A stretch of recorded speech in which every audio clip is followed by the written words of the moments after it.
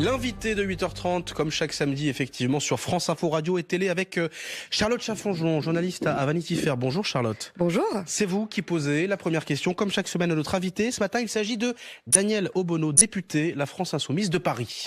Bonjour Daniel Obono. Bonjour. Et alors pour commencer, on va écouter le président de la République qui s'exprimait jeudi à Colombey-les-Deux-Églises et vous faire réagir ensuite. On écoute le président. Je crois d'ailleurs que ceux qui vont dans ce sens et qui, parfois, comme dirait le général, sautent comme des cabris sur leur chaise pour vouloir une 6ème République, n'aiment simplement pas l'État et n'aiment pas qu'on décide. Alors la question est simple, Daniel Obono, vous n'aimez pas l'État ? Écoutez, je pense que c'est pas du tout la question. C'est encore une fois, on a là l'expression d'un mépris pour l'institution parlementaire, parce que je rappelle que nous sommes députés et nous avons défendu au cours des derniers mois, je crois, beaucoup plus les institutions que Monsieur Macron. Non, c'est encore une fois une tentative de diversion sur un sujet qui mérite mieux que ce genre de petites phrases. La question des institutions que nous avons aujourd'hui, est-ce qu'elles correspondent à l'état de la société, aux avancées et aux progrès qui ont été développés. La 5e République correspondait à une période au XXe siècle, le milieu du 25e, et a été fait quand même sur mesure pour un pouvoir particulier. Aujourd'hui, nous sommes nombreux et nombreuses, et même au-delà de la France Insoumise, à penser que il faudrait un autre régime qui corresponde plus au développement de l'éducation, au développement du savoir, aux envies de plus de droits, de plus de liberté et de plus de participation citoyenne justement. Et ça, ce serait une forme de réponse démocratique à la crise qu'on connaît aujourd'hui des institutions. Je précise d'ailleurs que selon notre sondage Odoxa Dentsu Consulting pour France Info et Le Figaro, seuls 10% des Français, des personnes interrogées, disent être très attachés à la 5e République, et beaucoup estiment que ce régime est inefficace et à bout de souffle. Donc ça conforte ce que vous proposez avec la France Insoumise, c'est-à-dire changer de République et modifier les institutions.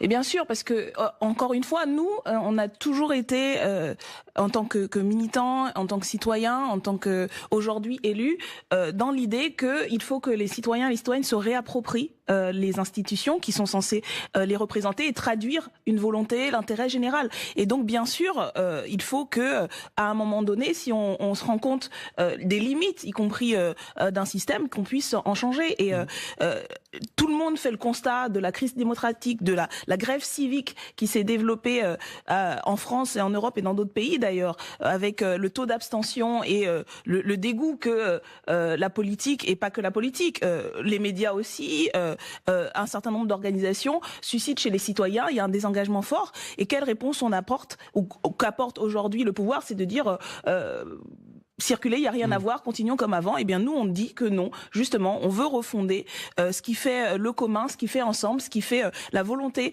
de continuer à construire un collectif, du progrès social. Et ça passe par une constituante et une 6e République de notre point de vue. Tout en défendant les institutions, puisque vous dites que vous défendez les institutions oui, plus que le président de la République. Ah, mais bien sûr, nous, on a été élus et on croit au processus démocratique. Aujourd'hui, en France, ce sont dans le système de la 5e République qu'on s'inscrit parce qu'on veut convaincre les citoyens, les citoyennes, une majorité. Donc nous respectons bien mieux les institutions que Monsieur Macron, qui passe des coups de fil aux sénateurs pour leur expliquer que il faut pas qu'ils aillent trop chercher trop loin, ou qui se félicite d'être totalement irresponsable quand un de ses employés se met à faire le coup de main milicien dans les manifestations. Je crois que ça, c'est un vrai mépris de l'État, et c'est une manière de fragiliser y compris les institutions que de défendre ce genre de vision. Cette affaire Benalla a fait que le projet de réforme constitutionnelle, et notamment parlementaire, qui devait être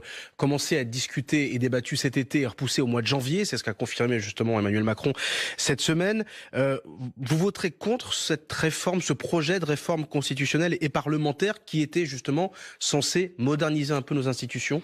Vous savez, il y a eu plusieurs dizaines de réformes, de révisions de la Constitution qui montrent bien qu'en vérité, la 5e République, qu'on dit stable, a été souvent remise en cause de l'intérieur. Nous sommes exprimés dans le débat. Nous avons fait un certain nombre d'amendements justement pour essayer d'améliorer, de transformer ce système. Mais nous avons justement expliqué que nous pensions que c'était complètement en deçà de ce qu'il faudrait. Et effectivement, cette réformette, parce que c'est pas une véritable réforme, c'est pas une remise en cause, cette réformette est faite faite directement pour répondre à la volonté présidentielle d'agrandir son pouvoir et de diminuer celui du Parlement. Tout le débat, ça a été pour expliquer qu'il y avait trop de parlementaires. On ne sait pas pourquoi. Est-ce que en France, qui est dans la moyenne des pays européens, la démocratie irait mieux avec moins de parlementaires? Tout a été orienté autour de ça. L'essentiel du débat. Le texte prévoit également, qui arrivera en janvier, donc peut-être que vous auriez des bonnes surprises, mais le texte prévoit également plus de souplesse et un raccourcissement de la procédure parlementaire pour permettre justement plus de fluidité dans l'examen des textes et surtout d'aller plus vite et d'accélérer. Est-ce qu'il n'y a pas quelque chose, vous qui êtes député, de tentant dans l'idée d'accélérer la procédure parlementaire? Et oui, mais ça, c'est les facilités politiciennes de La République En Marche qui expliquent qu'en allant plus vite, on fera mieux. Mais ça, c'est vrai pour tout. Il faut libérer les énergies, blablabla, et puis du coup, déchirer en deux le code du travail et penser que parce qu'on aura moins de protection, tout ira plus vite. Non, on a eu le texte, on l'a étudié, et on ne pense pas, et moi, en tant que nouvelle députée, c'est la première fois que je suis députée, je me rends compte, y compris du rythme parlementaire, mais ce rythme-là, il est dû à quoi? Il est dû au gouvernement, encore une fois. Je vous rappelle que c'est le gouvernement, l'exécutif, qui a l'initiative parlementaire. 75 à 80% des lois que nous étudions, c'est le gouvernement qui décide de le mettre à l'agenda. Nous n'avons pas le pouvoir de décider on a un pouvoir très, très réduit de décider de ce que nous faisons. Donc c'est encore une fois l'exécutif qui décide de mettre 150 000 textes à l'agenda, de faire en sorte que on n'ait pas le temps d'aller au fond des dossiers et de nous amener ou de nous appeler. Là encore, on a appris que le texte reviendra en janvier. Voilà, ça n'a été discuté nulle part à l'Assemblée nationale. C'est Monsieur Macron qui le décide. Il était prévu pour cet été. Il était prévu pour cet été. Oui, mais encore une fois, justement, sur la procédure parlementaire, on pourrait certainement simplifier des choses. Mais moi, je ne crois pas que c'est en allant très vite, en bâclant les dossiers, qu'on est responsable et on fait un travail sérieux.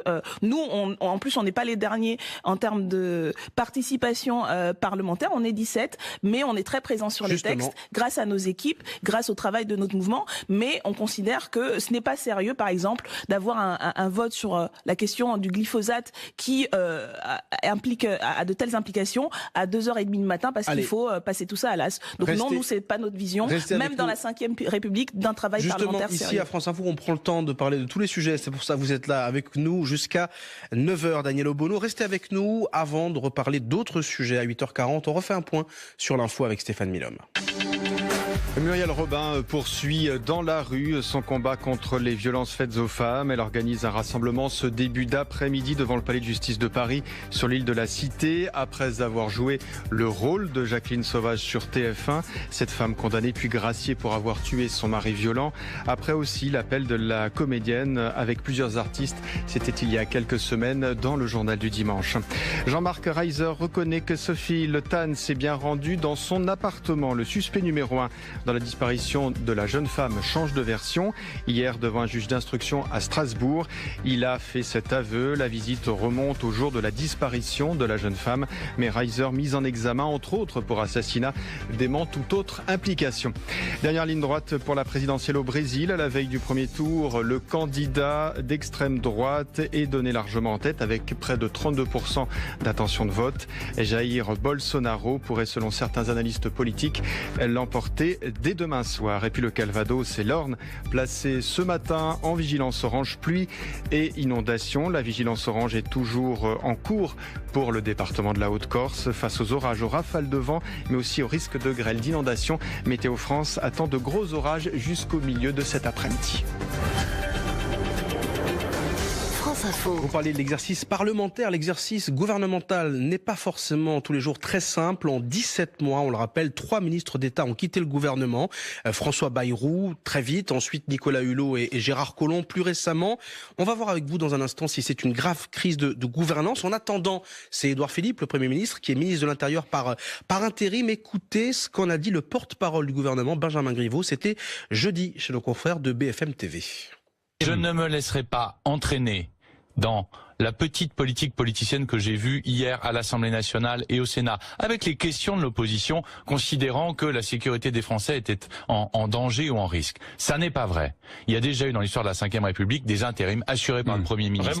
Alors, le remaniement devrait intervenir dans les prochains jours, voire les prochaines heures. Est-ce qu'il faut vite remanier et est-ce que, comme on le voyait à l'instant, on l'entendait à l'instant, est-ce que le fait que le ministère de l'Intérieur soit, entre guillemets, vacant actuellement pose un problème de sécurité pour les Français ? Non, enfin j'espère bien que non, puisque je sais que les agents, les fonctionnaires et tout le personnel de ce ministère est à son poste et fait son travail du mieux qu'il peut. Mais ce qui est sûr, c'est qu'on a quand même un problème qu'il n'y ait aucune autorité politique. Alors le Premier ministre est ministre de l'Intérieur par intérim, mais on imagine bien que en réalité, il n'est pas en mesure d'assurer véritablement ce travail-là. Le ministère de l'Intérieur, c'est l'un des principaux ministères du gouvernement et en plus de la charge de Premier ministre, personne ne peut croire donc vous dites bien que cette vacance c'est un problème là, parce que bien entendu. Oui. Écoutez, sinon on n'aurait pas de ministère de l'Intérieur et puis on aurait un espèce de grand ministre Premier ministre qui s'occuperait de tout. Bien sûr qu'il y a une vacance. Alors ensuite, que doit faire le gouvernement ? Nous, on parlait tout à l'heure de la 6e République. On pense que malheureusement dans le système actuel, effectivement, l'Élysée et l'exécutif concentrent tous les pouvoirs et on se retrouve par exemple avec un Premier ministre qui apprend peut-être en même temps que nous que son ministre de l'Intérieur a décidé de s'en aller et continue à dicter ses conditions directement à l'exécutif. Il est incapable de pouvoir nous dire quand ou comment Monsieur Collomb va effectivement démissionner et on voit bien qu'il est complètement à la ramasse, comme on dit familièrement, sur le sujet. Donc c'est quand même un petit problème. En tout cas, moi, en tant que député, quand j'ai devant moi le Premier ministre qui est censé être responsable constitutionnellement, encore une fois, devant l'Assemblée nationale et qu'il est incapable d'apporter des réponses satisfaisantes, je pense qu'il y a là un problème démocratique. En tout cas, on se rapproche du remaniement. Est-ce qu'il faut un remaniement large, vaste, avec des profondes modifications, voire même de l'ouverture plutôt à gauche, puisque effectivement le gouvernement a un peu perdu certains piliers qui représentaient cette tendance. Vous attendez quoi de ce remaniement ? Écoutez, franchement, moi, je n'attends absolument rien de ce gouvernement. Je suis en désaccord avec la politique qu'il mène et qu'il a l'intention de continuer à mener, quelles que soient les personnes qui y seront. Et je vous renvoie, y compris au discours et à l'explication de Monsieur Nicolas Hulot, quand il est parti de ce gouvernement, où il a expliqué que les choix politiques qui étaient faits allaient à l'encontre d'une véritable transition écologique et montraient l'incompatibilité avec la ligne politique menée par le gouvernement. Donc moi, c'est pas à moi de la France insoumise qui suis en opposition qui vais dire au gouvernement qui est-ce qui devrait aller chercher pour continuer à mener une politique. Emmanuel Macron dit de Jean-Luc Mélenchon qu'il n'est pas son ennemi. Quand on vous écoute, on a un peu l'impression que la réciproque n'est pas forcément vraie. Est-ce que vous considérez le président de la République comme un ennemi aujourd'hui ? Non, je suis membre de l'opposition politique. Ça, encore une fois, c'est heureusement qu'en démocratie, la démocratie, c'est la capacité de pouvoir, y compris être en désaccord, de la République dit ça, et de l'exprimer et de montrer qu'il peut discuter avec Jean-Luc Mélenchon, contrairement à une discussion impossible avec Marine Le Pen, par exemple, dans son esprit. Mais je pense que oui. Enfin, encore heureux. Des fois, on pourrait en douter, y compris par rapport à certains comportements des membres de la majorité. Mais encore heureux qu'on puisse on pourrait douter de quoi ? Pardon ? On pourrait douter de quoi ?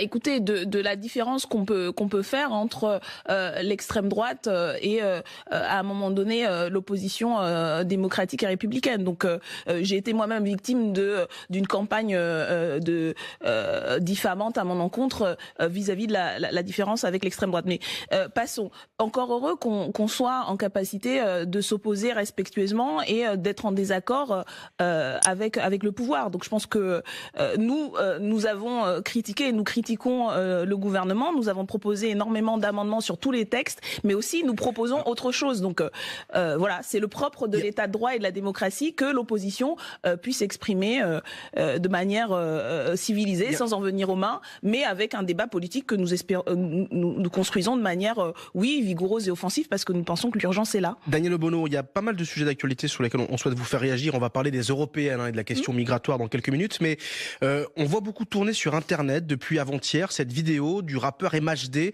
qui montre des violences policières présumées lors d'une interpellation dans le 19e arrondissement sur la personne de son grand frère.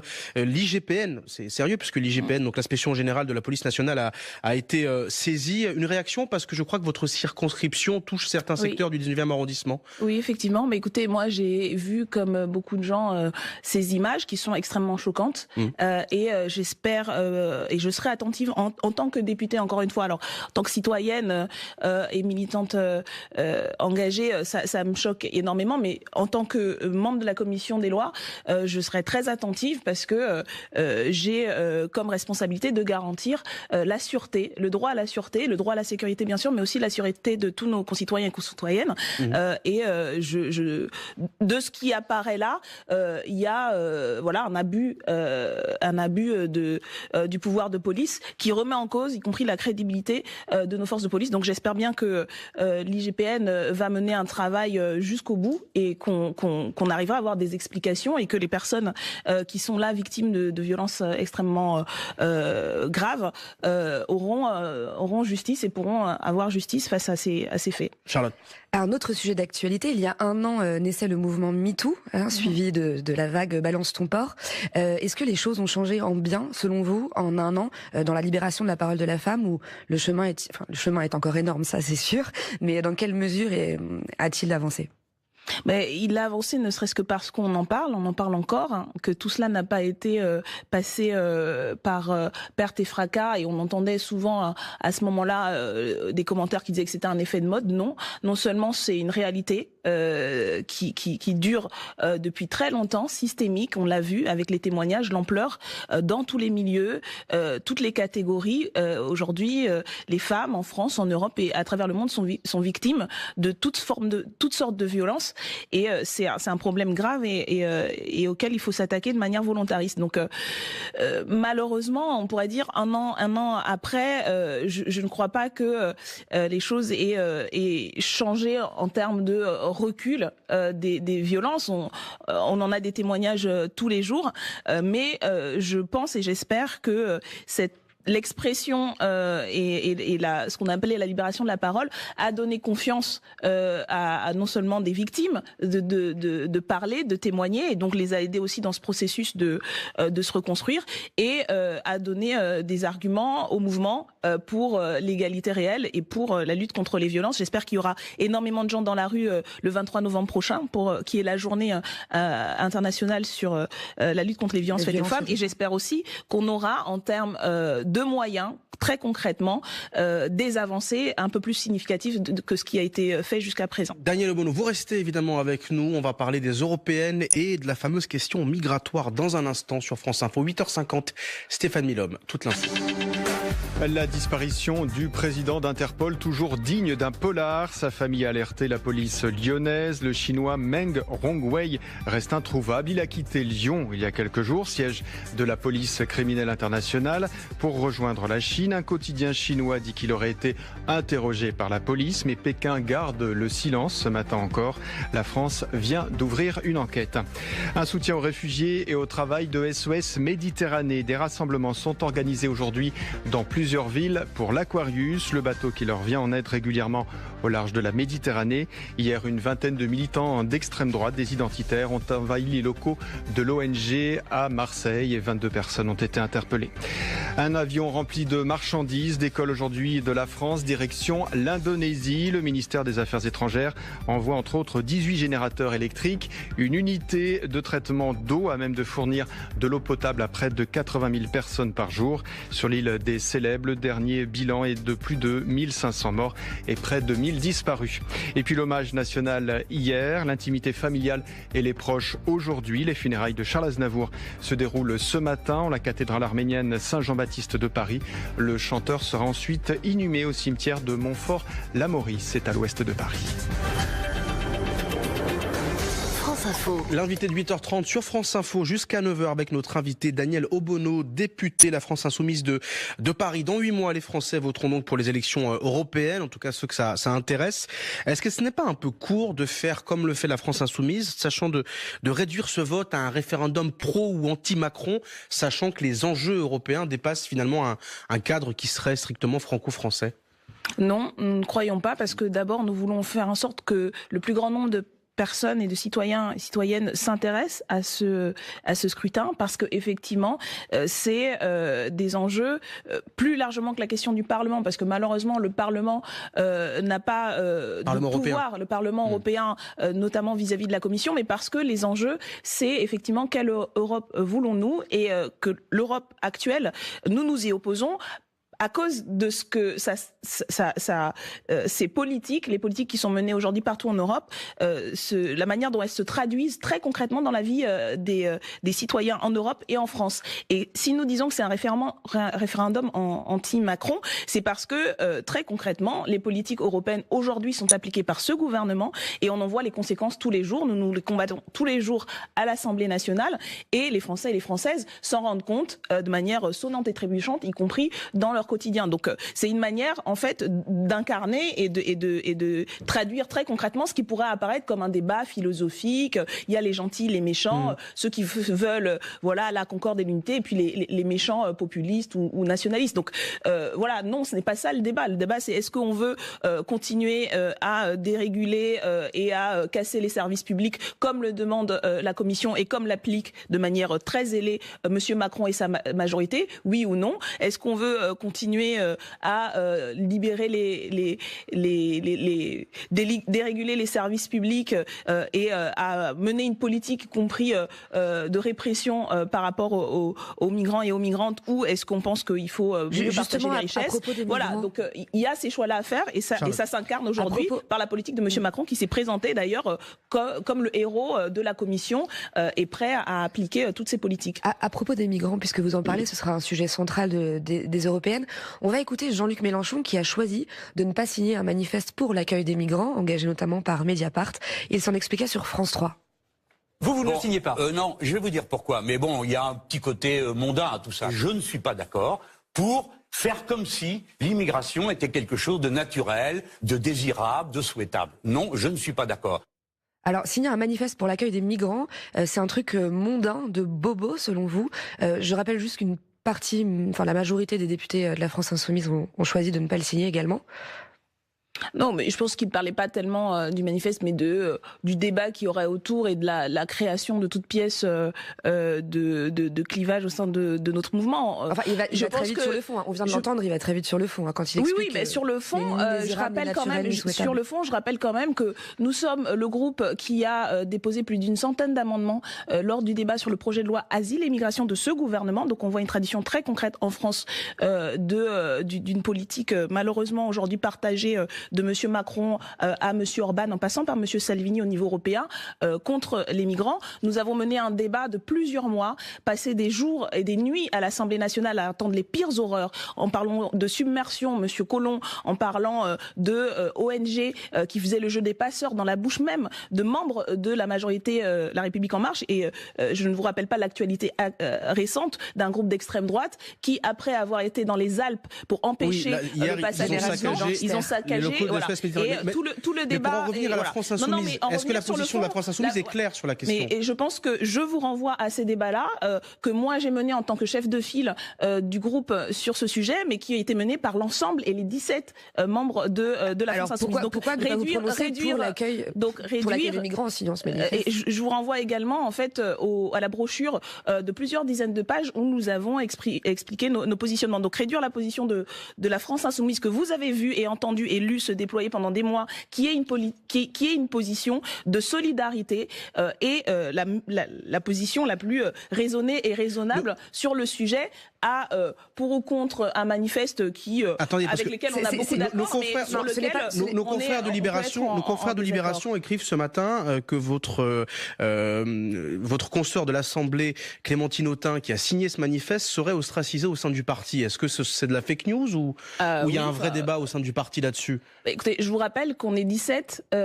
membres au sein de la France Insoumise à encore une fois, rappelons les faits, avoir mené ce débat-là, tous ensemble. Clémentine Autain, comme moi, nous sommes exprimés à la tribune et nous exprimions l'avis de l'ensemble du groupe. Donc, je ne sais pas pourquoi est-ce que Libération a choisi... Il pourrait y avoir des divisions au sein du parti, ça arrive. Je sais pourquoi Libération a choisi d'avoir cet angle-là, mais je dis, c'est, comme diraient les anglo-saxons, total bullshit, quoi. C'est n'importe quoi. Donc, voilà...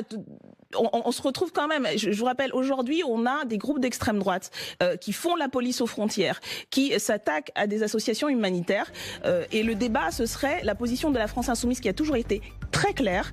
Les 17 députés, je le rappelle encore une fois, ont mené pendant des mois, aux côtés d'autres députés d'ailleurs, que ce soit des députés communistes, des députés de Nouvelle Gauche et même quelques députés de La République En Marche qui avaient encore une conscience, une bataille sans concession contre la politique que met en place aujourd'hui le gouvernement Macron.